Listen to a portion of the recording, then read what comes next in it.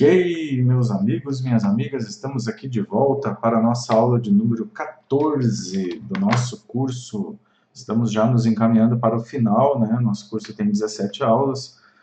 Nossa aula, então, de número 14, do nosso curso de Fundamentos de SOA, Arquitetura Orientada a Serviços, uma paisagem em 360 graus.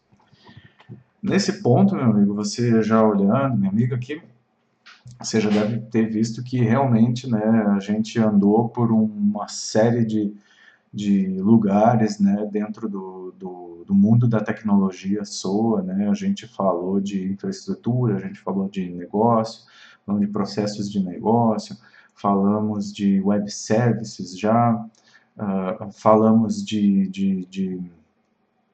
RESTful services, falamos de APIs também, né, claro que de uma maneira bem en passant, né, falamos enfim, falamos de muita coisa, né? Agora eu não recordo tudo que a gente comentou. Mas já dá para ver que a gente está tendo um panorama bem amplo. E é isso que eu quero trazer para vocês nesse curso, pessoal. Eu quero que a gente tenha aqui, passar para vocês, um panorama mesmo, 360 graus, que você olhe para todas as direções, olhe para lá, atrás, assim, e você enxergue vários pontos diferentes do SOA, sabe? O SOA, a visão que o negócio tem do SOA, a visão de infraestrutura, a visão do programador, sabe?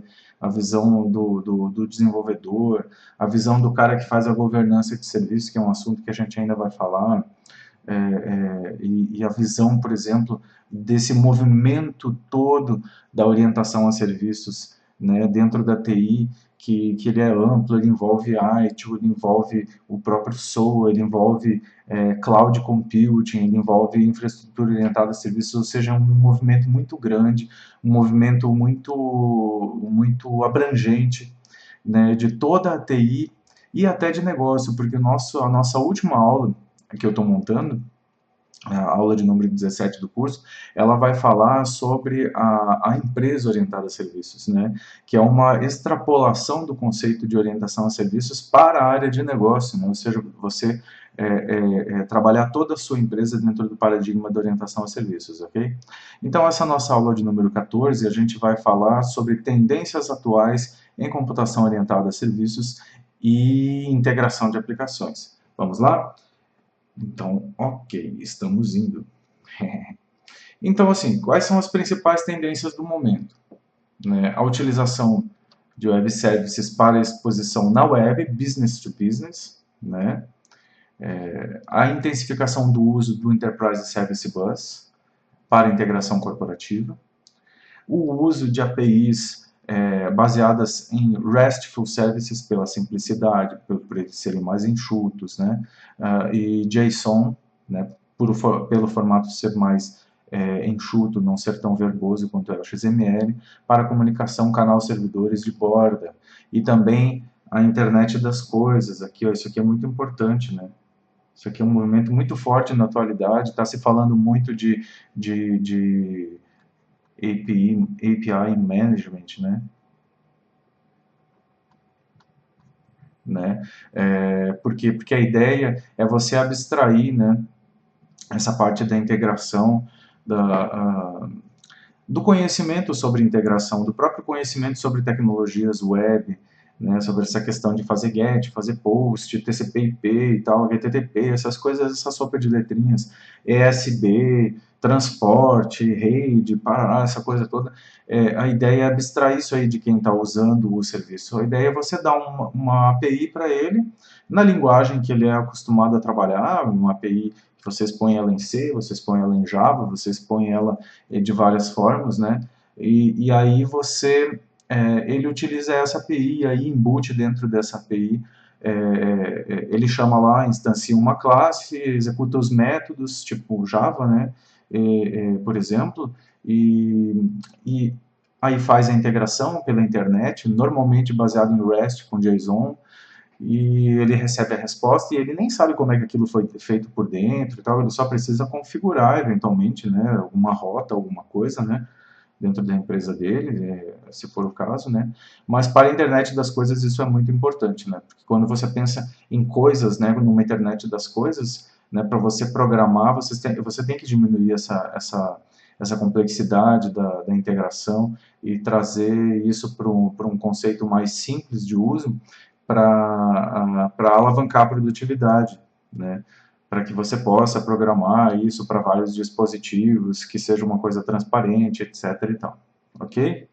Então, tendência fortíssima, né, junto com os microservices, né, a exposição, a utilização dentro do ambiente corporativo do conceito de microserviços, a gente vai dar uma explorada neles também, que é diminuir a granularidade dos serviços, da aplicação que você faz deploy no seu servidor de aplicação, certo? Para melhorar várias questões, né, com relação ao uso de recursos, otimizar o uso de recursos, né? Intensificação do uso de coreografia e assincronismo, certo? Em vez de você trabalhar com o conceito de orquestração, um cara central disparando, executa aqui, espera a resposta, executa lá, espera a resposta, ou dispara 3 execuções, pega as 3 respostas e coordena tudo isso, né? Num conceito de orquestração, não, você tem o uso do conceito de coreografia, que a gente também viu numa das aulas passadas, lá da aula 5, lá distante, longínqua a aula 5, né?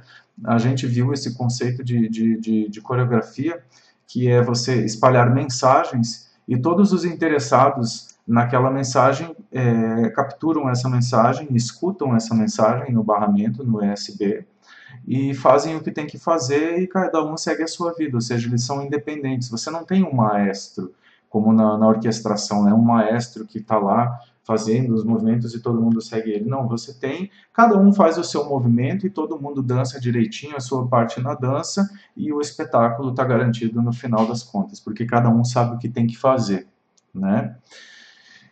E isso aqui, ele é muito mais, como é que eu vou te dizer, ele também tem a ver com otimização de recursos, né?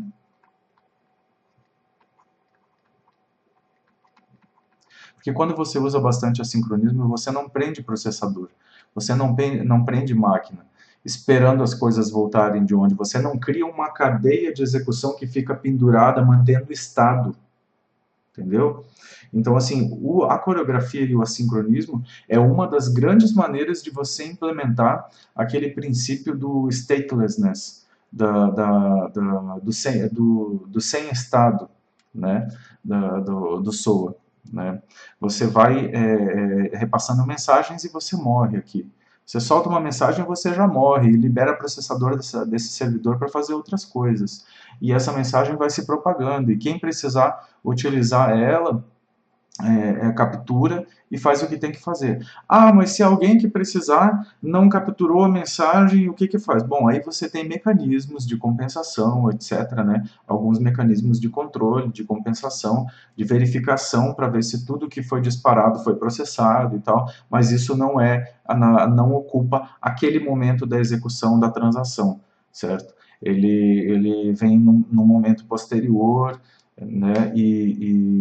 E garante que essa execução coreografada com assincronismo ela tenha altos níveis de garantia de serviço, ok? Não é porque é coreografado, porque é assíncrono, não é porque não é orquestrado que é bagunçado. Não, não é. Tem lá as suas preocupações, né, nesse tipo de arquitetura quando você monta, né, mas ela é perfeitamente viável, tem muita gente indo, está dentro desse conceito de microserviços, a arquitetura de microserviços, ela faz uso intensivo de coreografia e sincronismo, ok? Então, nesse sentido, otimização para escalabilidade, ou seja, aumento da escalabilidade,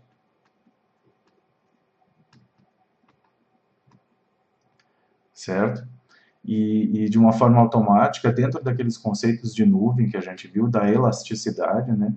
Implantação contínua, tecnologias mais leves, opa, não vamos voltar aqui. Implantação contínua e o uso de tecnologias mais leves. O que é implantação contínua? Implantação contínua é o seguinte, normalmente quando a gente fala em plataforma distribuída, a gente fala do seguinte, o cenário funciona assim, você não tem um deploy automático, certo? Você tem que montar e implantar manualmente, então em várias empresas ainda é assim.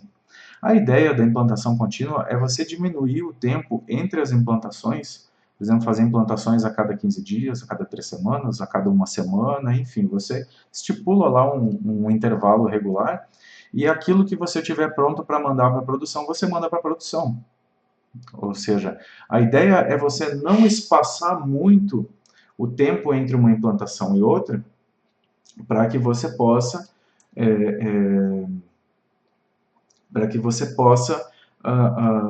diminuir a probabilidade da implantação sair com algum tipo de erro, certo? Daqueles erros de implantação que acontecem, que aí dá indisponibilidade do sistema e tal.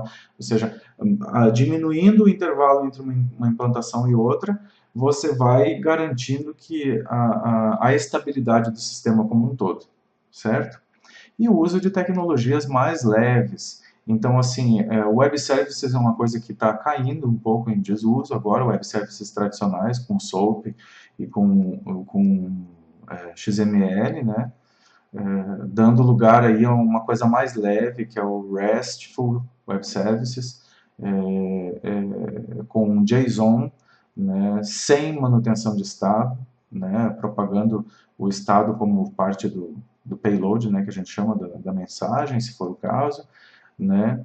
E usando coreografia e sincronismo. Tudo isso para quê? Para que você possa, né, fazer um uso mais otimizado de toda a sua infraestrutura, para que essa infraestrutura ela consiga suportar e executar mais instâncias de serviço, ela aguente mais execuções, ela aguente maior volume de carga, né, e você extraia o máximo em termos de ROI, né, de retorno sobre investimento, da mesma infraestrutura, né? Ou seja, quanto mais leve for o peso que você tem para carregar, mais fácil vai ser para você carregar e você pode botar mais peso também, certo? Então vamos aqui, ó. Então, antes o SOA substituiu isso, que era o servidor de aplicação com o sistema operacional e vários sistemas com suas funcionalidades, o conceito aquele de sistema que a gente falou, né? E o SOA, ele substituiu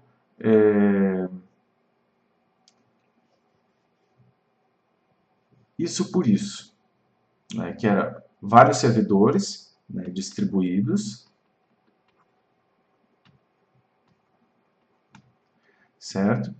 Com uma máquina virtual, né? E aqui a gente tem uma máquina virtual e temos aqui um application server, que pode ser um WebSphere, um WebLogic,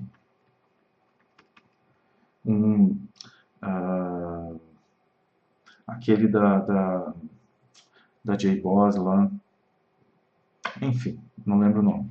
Mas um servidor de aplicação com vários serviços hospedados dentro dele, né? O serviço é a aplicação, certo? Então você tem um servidor lá com uma pancada de máquinas virtuais, a máquina virtual lá com seu servidor de aplicação e vários serviços deployados dentro desse servidor de aplicação, certo? Só que esse modelo, né, que foi uma grande evolução em relação a isso aqui, né,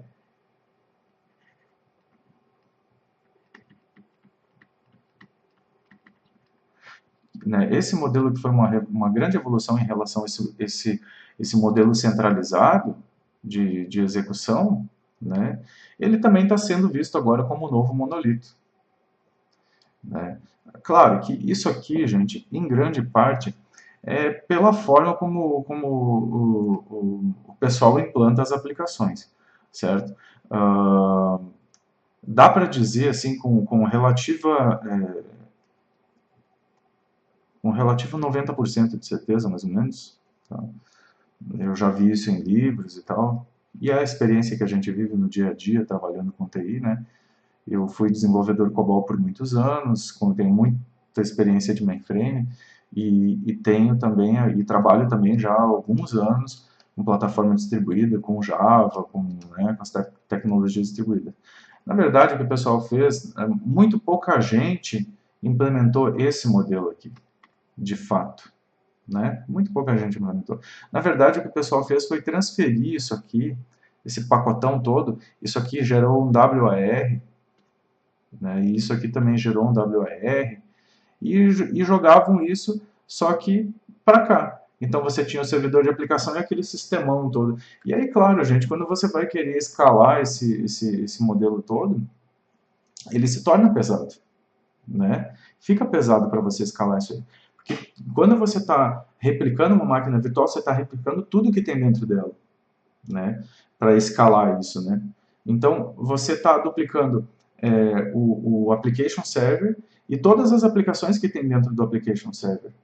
Então, e mesmo nesse modelo, então com esse modelo de você ter um WAR com o sistema inteiro lá dentro dele, você está replicando assim um sem número de coisas que você não precisa, né? Que você não precisa, né? Tá duplicando por conta de um pedacinho lá que você está precisando dar mais máquina para ele. Então, é um desperdício de recurso muito grande, certo? Esse modelo aqui, ele já melhora um pouco isso. Tá?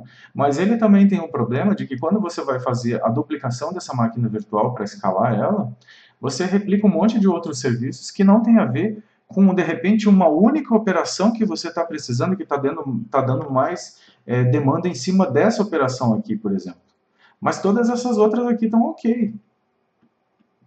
Todas essas outras aqui estão legais. E aí eu estou escalando, duplicando todo esse conjunto aqui dentro do meu servidor de aplicação, né, dentro da minha máquina virtual. E aí, claro, isso é pesado, né? Então, isso aqui foi visto como novo monolito, né? Monolito não ficou sendo só mainframe, temos monolitos também executando em plataforma distribuída, né? E agora os microservices estão substituindo isso por isso aqui.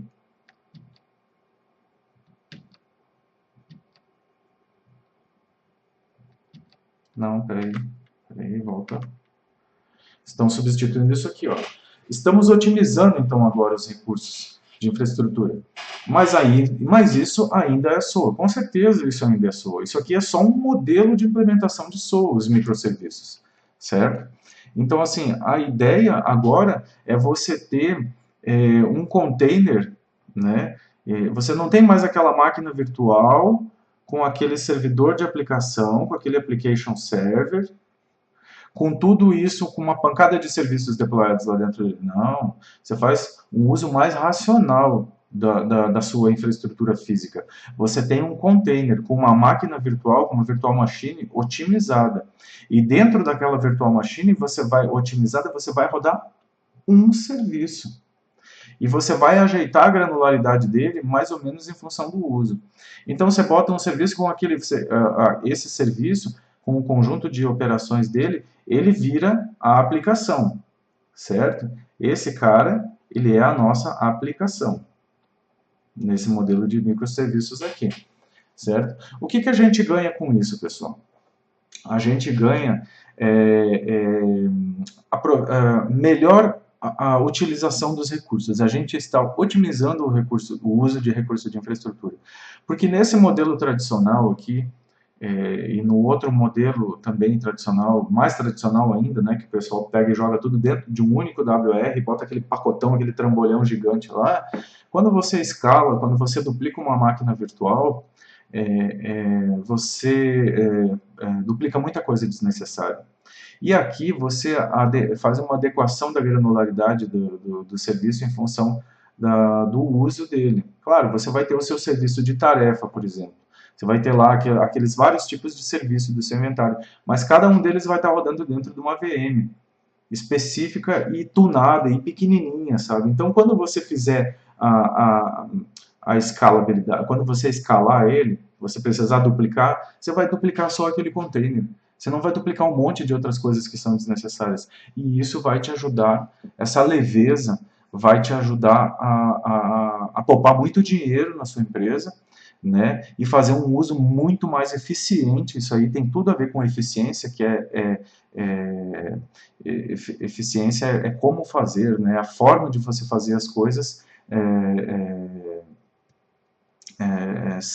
melhor, né? Como fazer melhor, com menos custo, com menos recursos, ou com os mesmos recursos você fazer mais, né? Tem a ver com você extrair suco da sua infraestrutura, né? Fazer ela dar retorno mesmo de verdade para você, sabe? Ou seja, você não precisa estar comprando máquina, porque você tem um modelo de implantação de software que te consome pra caramba. Esse modelo aqui de implantação de software, containerizado e tal, com uma granularidade um pouquinho menor, mais enxuto, ele vai te dar muito mais eficiência, mais retorno e mais performance também, inclusive, mais performance, certo? Então, é uma evolução muito bem-vinda, é um padrão de projeto em SOA. Se você for lá naquele site SOA Patterns, um dos padrões que tem lá é o Microservices, né, um padrão de projeto SOA. Né. No início, o pessoal fez um Huawei em cima de microserviços e tal, né, que era outra coisa que não era SOA, que era um modelo de arquitetura diferente. Nada a ver, pessoal. O microserviços ele é um padrão de projeto SOA. Ele é um padrão de você fazer deploy, né, de aplicações em SOA. E ele se utiliza de vários aspectos que a gente já mencionou nos slides anteriores lá, por exemplo, essa questão do assincronismo, de coreografia, né? Os microserviços utilizam muito, né? Então, assim, você pega esse modelo de deploy com o uso de assincronismo, de coreografia, né? Cara, você tem um negócio que é uma bala, né? Você fazendo isso aqui bem direitinho, nossa, isso aqui voa. Isso aqui voa. É um modelo de arquitetura muito fera, muito bom mesmo, sabe? Assim, eu nos próximos modelos assim que eu for sugerir, assim, com certeza eu vou sugerir nessa linha, né? Para integração, isso aqui é muito bom. Eu acredito pessoalmente que esse modelo de microserviços ele é o modelo que viabiliza a arquitetura de serviços de tarefa, serviços de regra de negócio, serviços de entidade e serviços utilitários, certo? Aquele modelo de separação do inventário que a gente viu lá na aula 9, na aula 10, né, dos inventários de serviço, das camadas de inventário, que o pessoal do top-down não gosta muito, que eles dizem, não, tem que ser uma granularidade grossa e tal, tarará. Eu acredito que esse modelo aqui, o modelo de microserviços, com um serviço dentro de um containerzinho, tudo bem organizadinho, ele viabiliza pra caramba essa abordagem aqui, e eu digo para você que essa abordagem aqui, das várias camadas de inventário, é top, entendeu? Só estava faltando mesmo, era uma arquitetura de deploy que você pudesse tunar isso direitinho. Ou seja, esse modelo aqui, dentro desse modelo de deploy aqui, realmente o pessoal que batia, né, que era contra, eles tinham razão, porque, pô, tu vai botar um nível de granularidade muito alto, mas os teus servidores de aplicação não aguentam isso, porque quando for escalar isso, você vai escalar um monte de coisa junto. E o servidor de aplicação em si, ele é pesado, entendeu? Como software. O próprio servidor já é muito pesado. Aqui não, aqui é tudo leve, certo? E o serviço sendo leve, também, tudo corrobora, né? O serviço sendo leve, você utilizar coreografia, você utilizar statelessness, né? Você utilizar o conceito de trabalhar sem estado, ou seja, eu estou executando aqui, mas a hora que eu precisar desse outro aqui, eu saio fora, libero o processador, e aí quando volta um callback eu retorno, subo para execução de novo, sabe? Então essas coisas bem trabalhadinhas, isso dá além de ser assim, extremamente elegante, né? Ok?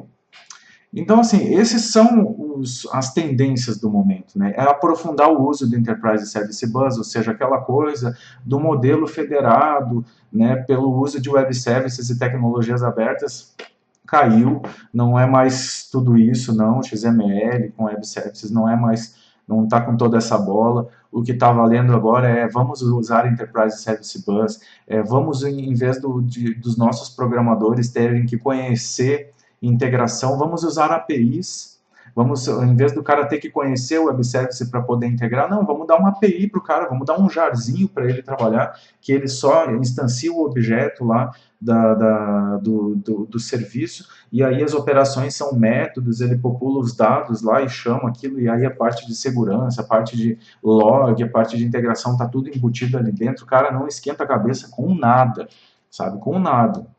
Ou seja, vamos melhorar, o uso da infraestrutura, vamos otimizar isso para a gente poder escalar bacana isso, para a gente ter mais retorno sobre o investimento, então usar microserviços, containerização, certo? Então essas são as grandes tendências, é o que a gente está vivendo no momento, né? Dentro da computação orientada a serviços, e da integração de aplicações, integração corporativa de aplicações como um todo. Esse é a tendência, é o caminho para onde as coisas estão caminhando, dentro dessa tendência maior de toda a TI trabalhar por serviços, né? Então, tu vê que essa questão da orientação a serviços, ela perpassa toda a TI, desde a governança da TI, de você fazer os sistemas, e dentro da infraestrutura, da administração da infraestrutura, de fazer o deploy do sistema, ou seja, todos os aspectos que você olha para o software, ou para a infraestrutura que suporta, ou para a governança desse software, é um direcionamento, né, em torno de serviços, né? Essa arquitetura aqui de microserviços para a nuvem é muito bom, né? Tanto nuvem interna como externa, para quem é provedor de serviço de nuvem e para quem está indo para um caminho de criar uma nuvem interna para ter elasticidade, para ter self-service, né, de serviços e tal dentro da sua organização, para poder ter um modelo de cobrar pelo uso, né, do software dentro da empresa e tal. Esse modelo aqui é um modelo show de bola, porque ele é muito mais eficiente, né? Eficiência é a palavra aqui. Ele é muito mais eficiente do que esse modelo aqui, e quem dirá daquele outro modelo tradicional que todo mundo ainda usa, de fazer implantar a aplicação zona grandona, aquela com todas as funcionalidades do sistema dentro de um deployable só, né? Ok? Então é isso, gente. Essa foi a nossa aula número 14, né? Eu espero que vocês tenham gostado desse nosso bate-papo. O meu estilo é esse, conversar bastante, né? Ir acompanhando aí com os gráficos, com os desenhos, né? Eu que sou um desenhista nato aqui, né? Então, well. Grande abraço a todos e até a próxima aula.